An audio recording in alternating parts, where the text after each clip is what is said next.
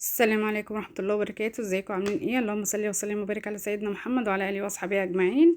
تعالوا بقى النهارده نعمل كده معانا وصفة الكوكيز الجميلة البيتي. بجد وصفة من احلى الوصفات اللي عملتها على القناة، والولاد طلبوها مني. انا كنت عامله الفيديو ده قبل كده والولاد طلبوها مني، فقلت ايه نرجع نعملها تاني كده مع حبايبنا الجداد اللي لسه داخلين معانا. يلا حطوا لي لايك بقى كده وشجعوني، وحطوا لي كومنتات كده حلوة، وشوفوا انتوا عايزين نعمل لكم وصفات ايه. يلا بينا كده نشوف احنا معانا ايه. احنا معانا النهارده آه هنا طبعا انا كنت بتكلم معاكم وبقول لكم احنا هنعمل ايه. احنا هنا معانا 4 كوبايات من 3 كوبايات من الدقيق. نفس الحجم اللي هو المج اللي قدامي ده. انا بعمل كل مقاديري بالمج دوت. ومعانا البيضتين دول بدرجة حرارة الغرفة. ليه بدرجة حرارة الغرفة؟ علشان المكونات كلها تبقى لينة معاكي، ما تبقاش في حاجة ساقعة وحاجة يعني بدرجة حرارة المكان اللي انت فيه. معانا هنا دوت معلقة بيكنج باودر صغيرة، ونص معلقة او ربع معلقة كربونات الصوديوم اللي هي كربوناتو. ومعانا بقى الدقيق. هنحط بقى المكونات دي كلها على بعضها، المكونات الجافة زي ما احنا متعودين هنقلبها مع بعض. ومعانا ورشة ملح صغيرة قوي، يعني رشة ملح خفيفة، يعني بس هي عشان تظبط بس معانا الطعم. هنقلب المكونات كلها الجافة دي مع بعضها.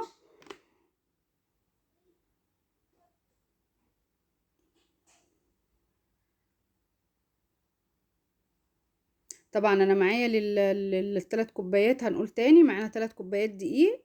المج اللي قدامنا دوت مج الشاي العادي. ومعانا معلقة صغيرة بيكنج باودر، ومعلقة او نص معلقة او ربع معلقة كربوناتو. قلبنا المكونات الجافة كلها مع بعض. هنبدأ بقى نشوف هنعمل ايه بالزبدة. بصوا زي ما انتوا حابين، عايزين تضربوا في الكبة اضربوا، عايزين تضربوا بايديكوا بالمضرب اليدوي عادي اضربوا يعني اي حاجة متاحة قدامك معاكي. عندك العجان برضو اشتغلي فيها، مفيش اي مشكلة. معايا انا هنا 3/4 زبدة. طبعا برضو عايزاها تبقى متماسكة، ما تبقى سايحة قوي. وربع ويعني ايه 3/4 كوباية الكوباية 3/4 زبدة. وهنكمل بقية الكوباية زيت. فاهمين؟ يعني انتوا فاهمين انا بقول ايه؟ يعني 3/4 كوباية المج دوت هنحطه زبدة، وهنكمل الكوباية بشوية الزيت. يبقى احنا كده معانا كوباية زبدة على زيت. طبعا عايزة تستبدليها مفيش زبدة وتستبدليها بسمنة بس تبقى متماسكة. تمام شغال. بصوا انا ما برجع يعني برشح لكيش ان انت تعمليها بزيت بس، لان الزيت بس هينشفها معاكي قوي. انا جربت دي وجربت دي وجربت دي، جربت بالسمنه العادي كانت حلوه وكانت نفس نتيجه الزبده. جربت بالزيت بس لا، ما حبيتهاش لانها ناشفه جدا جدا. هنا بقى معانا 3/4 كوبايه سكر بودره. وبرضو بصوا معاكي معاكي سكر بني شغال، معاكي سكر ابيض برضو شغال. الاتنين هيدوكي نفس النتيجة. السكر البني بيديها بس باختلاف اللون بيبقى نفس بتاع المحلات. معاكي عادي، مش معاكيش مش مشكلة، برضو السكر الابيض هيبقى شغال وهيديكي نفس النتيجة. هو ما بيفرقش حاجة في الطعم، بيفرق في اللون بتاع الكوكيز بس. اتفقنا؟ يبقى احنا كده حطينا هنا ايه، حطينا 3/4 كوباية من الزبدة وكملناها بالزيت.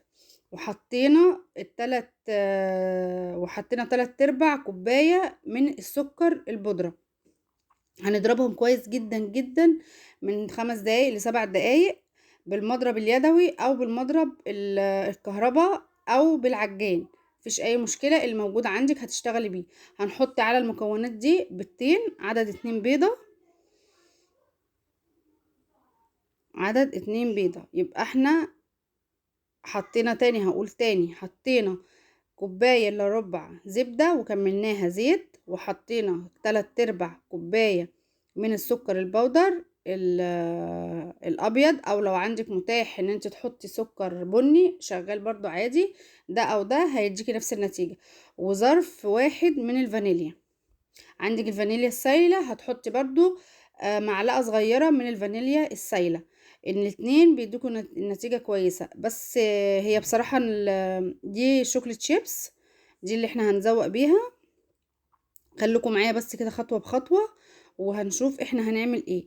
احنا هنا حاطين الثلاث كوبايات من الدقيق، هنحتاج كمان ممكن نص كوباية من الدقيق. ليه؟ خليكم معايا وتابعوا الفيديو وحطوا لي لايك وهنشوف احنا هنعمل ايه وهنشتغل وهنكمل بقية الوصفة بتاعتنا ازاي.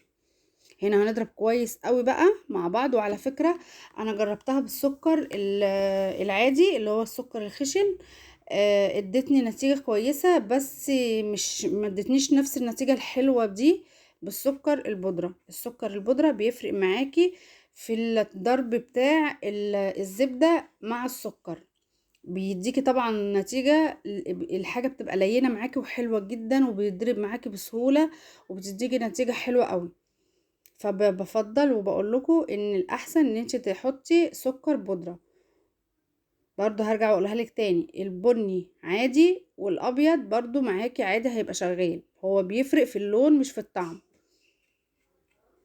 في ناس بتعمل السكر البودرة، السكر البني هو اصلا بيبقى محطوط عليه شوية عسل اسود، يعني مش قصة. بس ايه اللي هيعرف يعمله؟ مش هتعرفي تعمليه، فما تكسفيش وما تعمليش حاجة زي كده. كده احنا ضربنا بقى الخليط بتاعنا اهو في الكب بالمضرب. بصوا القوام بتاعي بجد. انا المرة دي كنت عاملاها، وعلى فكرة انا لما عملت الوصفة ديت انا طلعت منها اوردر الحمد لله، وربنا يوسع رزق كل واحد. بصوا ده رقمي للي عايز يطلب مني اي حاجة، واللي عايز يتواصل معايا على الواتس يتفضل يقول لي وصفة عايزين، الوصفة اللي انتوا عايزين نعملها تقولوا لي طبعا على القناة عامة الوصفة اللي انتوا عايزينها، المقلب اللي انتوا عايزين اعمله. اللي عايز يتواصل معايا في اي حاجة يتفضل معايا طبعا. وده الرقم بتاعي بتاع الواتس، شغال 24 ساعة، اتشرف بيكم طبعا في اي وقت. هنا طبعا نزلنا بقى بالخليط اللي احنا ضربناه بالمضرب على الثلاث كوبايات من الدقيق، ومعلقه بيكنج باودر صغيره، ونص معلقه من الكربونات. تمام. طبعا هنا انا اول مره عملتها قعدت اعجن بايدي، فالعجينه دي لينه جدا لان هي عباره عن زبده، هي عبارة عن زبدة، فالعجينة لينة قوي. فبصراحة عملتها مرة تاني. الولاد عندي اصلا انا اول مرة عملته الولاد حبوه جدا، فانا بقيت اعمله على طول. بس انا المرة دي حبيت ان انا اعمله لكم لان انا بقالي كتير منزلاه على القناة، فقلت طبعا حبايب الجداد اللي لسه متابعيني جداد، فقلت طبعا يشوفوا الوصفات بتاعتي ويعرفوا يعني لو الوصفة عجبتهم او سهلة بالنسبة لهم يجربوها، واللي هيجربها يخش يقولي في الكومنتات اذا كان جربها ولا لا. فطبعا هنا قلبت كده بالمعلقه لقيت ان هي اسهل بكتير وبتلم معايا العجينه بسهوله جدا جدا جدا. فجربي كل حاجه. يعني بصوا والله بجد انا قبل القناه كنت بخاف ان انا اجرب في المعجنات بالذات، فلما بدات في القناه بتاعتي وبدات ان انا اعمل وصفات واصور والكلام ده، فبجد بقيت في حاجات حتى اخواتي بيقولوا لي على فكره انتي، انا اصلا بحب وقفه المطبخ وبحب اعمل اكل وبحب ده يعني بحب اصلا احب المطبخ، بس ما كنتش بصراحه بجرب وصفات معجنات والكلام دوت. اخواتي قالوا لي على فكره انت بقيتي تعملي حاجات حلوه جدا وبقيتي شاطره في الحاجات ديت وكده، فاستنوا مني سلسله وصفات حلوه قوي ان شاء الله الفتره اللي جايه في القناة. هنعمل مع بعض قرص المسمسم وقرفة، انا كنت عملتها برضو في القناة من فترة، هرجع اعملها لكم تاني اللي عشان برضو المتابعين بتوعي حبايبي اللي لسه داخلين معايا. على فكرة كانت وصفة تحفة. انا هنا بقى فضيتها لكم في بولة ازاز علشان تعرفوا بس تشوفوا القوام بقى عامل ازاي. انا بحب احط شوكولات شيبس في العجينة نفسها قبل ما اقسمها نصين. احنا العجينه دي هنقسمها لنصين. طبعا انا قلت لكم في اول الفيديو احنا هنحتاج حوالي نص كوبايه دقيق تاني. هنحتاجها طب لايه يا دودو؟ هقول لكم دلوقتي هنحتاجها لايه. هنحتاج نص كوبايه او معلقتين، مش هيبقى نص كوبايه، هيبقى معلقتين من الدقيق ومعلقتين من بصوا بقى هنا العجينه بقت جميله ازاي، لينه وتحفه وريحتها جميله جدا جدا جدا بجد، والله الطعم هيفرق معانا جامد جدا بجد. هنا هنقسم العجينه ديت لنصين، علشان انا هعمل نص شوكولاتة وهعمل نص ابيض فانيليا يعني. فعشان كده كنت بقول لكم هنحتاج معلقتين من الدقيق للبيضة، للعجينة البيضة، وهنحتاج معلقتين من هنا كنت بزعق مع الولاد يعني عادي، ما تركزوش. بقول لهم كل ما اعمل فيديو دي كنت بوظهولي انا. طبعا انا هنا هركب صوت مش مشكلة. وبصوا هنا بقى هحط نص عليه دقيق ابيض. بصوا هنا بقى انا كده بقول لكم قسمتها، هنا هعمل نص ابيض ونص شوكولاته. هنا معانا بقى معلقتين من الكاكاو الخام الغير محلى، كاكاو خام غير محلى. هحطهم بقى على نص العجينه، وهجيب بقى شويه دقيق معلقتين برضو، يعني معلقتين. اسل بيقول لكم حطوا لايك. اه ده انس، ده انس، عشان أنا كنت بزعق مع انس. بصوا هنا معلقتين من الدقيق ابيض على الفانيليا. تمام كده، خليكم ركزوا معايا. هنا حطينا على النص الابيض معلقتين من الدقيق، وحطينا معلقتين من الكاكاو الخام الغير محلى على النص التاني. هنا هنمسك بالمعلقتين دول، هنخلي القوام يبقى متماسك شوية، مش هيبقى متماسك ان هو هيبقى العجينة هتبقى ناشفة معانا، لا احنا بنمسك بس القوام علشان ما تبقاش سايلة معانا قوي، عشان زي ما قلت لكم ان هي عبارة عن زبدة، العجينة عبارة عن زبدة. فاهميني؟ يلا اللي متابعني لغايه دلوقتي وما حطش لايك يخش يحط لايك، ويقول لي ويثبت نفسه في كومنت، ويقول لي ايه الوصفه اللي هم عايزين، اللي انتوا عايزينها مني تاني، وان شاء الله اقدمها لكم، ويا رب تكون القناه بتنال اعجابكم. وهنا بقى هبدأ بقى. بصوا مش هعجن، انا هنا مش هعجن، انا بلم بس العجين بشويه الكاكاو اللي انا حطيتهم، مش بعجن في العجينه. بصوا انا بعمل ايه، بلم بس بايدي. معلش لو التصوير مش واضح لكم قوي، علشان بجد الرنج مش مظبوط بس معايا. آم، بس الحمد لله، الحمد لله ربنا كرمني بشخص كده بجد بجد. ربنا يا رب يبارك له ويديله كل اللي هو نفسه فيه وكل اللي بيتمناه، وقناته تكبر كمان وكمان. انا كنت داخله اساله على رنج اللي هو الستاند الصغير اللي بيتحط على الرخامه قدامي عشان اعرف اصور. فبجد والله العظيم اداني حامل، اللي هو الحامل اللي بيتحط عليه الكاميرا. لما عرف هو يعني جارنا هنا وكده في المكان، فلما عرف ان انا فتح قناه وكده فقال لي لا انا هشجعك، واداني الحامل دوت. انا هبقى اصوره لكم برضو، وابقى اقول لكم يعني اكلمكم في فيديو عنه. بجد ربنا يبارك له يا رب ويصلح له حاله. هنا انا هنا عملت بقى اللي هي العجينه اللي بالشوكولاته كده. خلاص خلصنا بقى من العجينه اللي هي بالشوكولاته. انا هنا بس كنت بغسل ايدي وبجيب البوله التانية علشان نبدا نلم العجينه الفانيليا. يبقى احنا حطينا على النص العجينه الفانيليا معلقتين من الدقيق، ليه يا دودو حطينا معلقتين علشان نلم بيهم العجينه مش اكتر. تمام كده، هنلم برضو بايدينا العجينة، مش بعجنها. خليكم كده متابعيني وركزوا في اللي انا بقوله معاكم.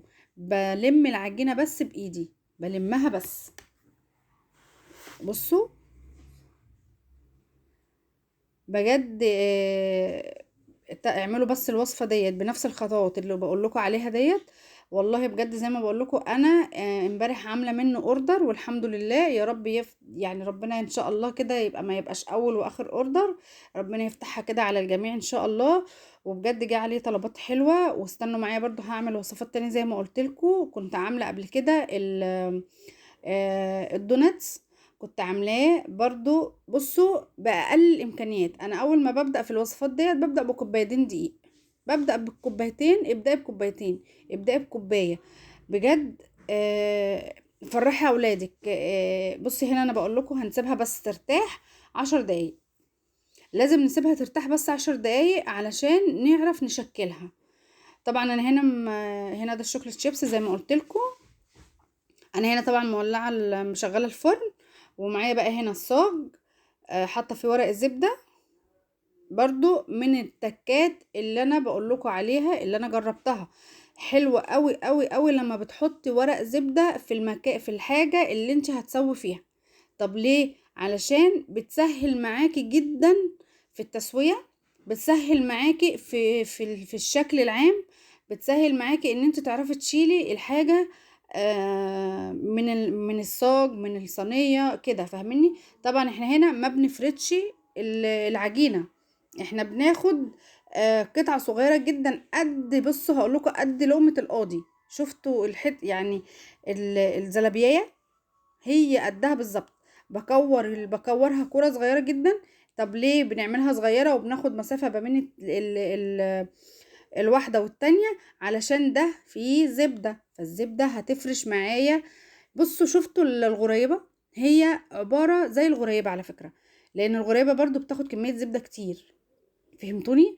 فاحنا هناخد مسافة ما بين كل واحدة والتانية علشان خاطر ده هيدخل الفرن فهيديني الشكل بقى اللي هو بتاع الكوكيز. انت مش عايزه تدوريه وعايزاه يبقى الكوكيز اللي هو الشكل الكوكيز اللي بتاع المحلات العشوائي، هتاخدي كده حته من العجينه وهتروحي حطاها في الشوكولات شيبس وتروحي حطاها في الصاج او الصينيه بتاعتك، هيديك الشكل العشوائي. لان الكوكيز مش شكله مش منسق، بنجيبه من المحلات شكله ما بيبقاش الدايره المنسقه، بيبقى الدايره العشوائيه، فهمتوني؟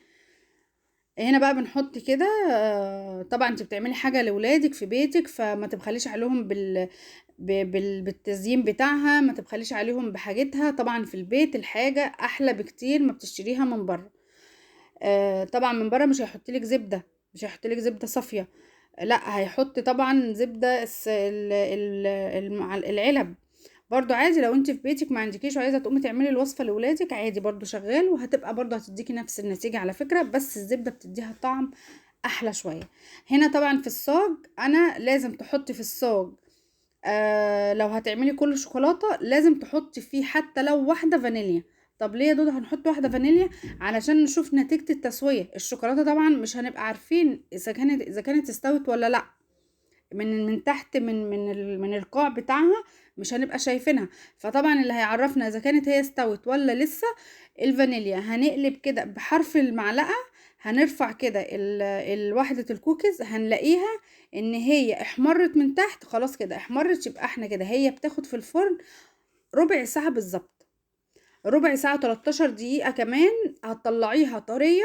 ما تقلقيش، هي كده هتبقى استوت. طبعا انا عندي هنا الشوكولاته اللي هي الفرماسيل ديت، بحب برضو اعملها كده، بتديني شكل حلو قوي للاولاد. اسر عندي بيحبها جدا، بيحب الشكل بتاعها، فبحب اشكل لهم ما بين الشوكليت شيبس وما بين الشوكولاته الفرماسيل، بتديني شكل كده حلو برضو. حتى لما تبقي رصها في طبق بيبقى شكلها لذيذ وبيبقى شكلها حلو. طبعا دوت لو انت حابه تعمليه في عيد، بدل البسكوت، بدل غريبه، بدل بديفور، بجد بجد بيفرق كتير جدا عن ما هتشتريه من بره. جربي بس الوصفه وتابعيني وحطي لي لايك. يلا يلا انا مستنيكه اهو تحطي لي لايك عشان تشجعيني وتخليني اقوم اعمل لكم وصفات تاني كمان وكمان. بجد انا ببقى مبسوطه جدا وانا واقفه بعمل الوصفات دي للولاد. بحس كده ان هم فرحانين اهو. بصوا الشكل النهائي، بجد والله العظيم دول ب3 كوبايات دقيق. الكميه ديت لو انت اشتريتيها من فرن او من مكان مخبوزات طبعا هتبقى اغلى من ان انت لو حسبتيها، فاهمني؟ انا لما حسبتها الطبق ده كلفني 50 جنيه، يعني الطبق ده وكل حاجة عندي من البيت، بس انا لما حسبتها الطبق ده مكلفني 50 جنيه، وحاجة نضيفة، حاجة مضمونة. بصوا بقى الطراوة بتاعته، بصوا ناعم جدا جدا جدا، وطعمه في منتهى الجمال، وشكله بجد حاجة كده تشرفك قدام. يعني انت عارفين لو حد مثلا دخل عليكم من حبايبنا مثلا، دخل علينا ومفيش حاجة اقدمها، في 10 دقايق بالظبط هتكوني مخلصة الوصفة وهتقدم لهم احلى طبق كوكيز وهتشرفي بيه وهيبقوا مبسوطين، وضيوفك هيبقوا قاعدين فرحانين جدا بالطلب بالحاجة اللي انت قدمتها لهم. يلا ما تنسونوش بقى بلايك وشير وسبسكرايب، واشوفكم ان شاء الله في فيديو جديد وتحدي جديد او وصفة جديدة في يومياتي مع اولادي. يلا هستناكوا بقى في كومنتات، واللي هيجرب الوصفة يقول لي انا جربتها ويثبت نفسه في كومنت. هشوفكم ان شاء الله على خير بإذن الله. سلام يا حبايب قلبي، اشوفكم ان شاء الله في فيديو جديد. يلا سلام عليكم، هسيبكم بقى ايه في اخر الفيديو.